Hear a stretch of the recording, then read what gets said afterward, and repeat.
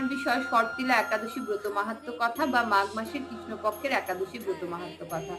ব্রত মাহাত্ম্য কথা যারা একাদশী ব্রত করছেন তারাও যেরকম শ্রবণে আপনাদের পুণ্য লাভ হবে, যারা একাদশী ব্রত করছেন না তারাও কিন্তু ব্রত মাহাত্ম্য কথা শ্রবণ করলে আপনাদের পুণ্য লাভ হবে। একাদশী কি, একাদশী কারা করবেন, একাদশী দিনে কি কি করা উচিত, কি কি করা উচিত না তার সেটা আগে জানা উচিত। হিন্দু সনাতন ধর্ম মতে ৮ থেকে ৮০ সবাই কিন্তু একাদশী করতে পারে, বাচ্চা থেকে বৃদ্ধ প্রত্যেকে একাদশী করতে পারে। একাদশীর দিন শুধুমাত্র আপনারা পঞ্চশস্য গ্রহণ করবেন না, যেরকম ধান, গম, যব, ভুট্টা, ডাল এই ধরনের খাবার বা এই ধরনের খাবার থেকে উৎপন্ন কোনো ধরনের খাবারই আপনারা খাবেন না।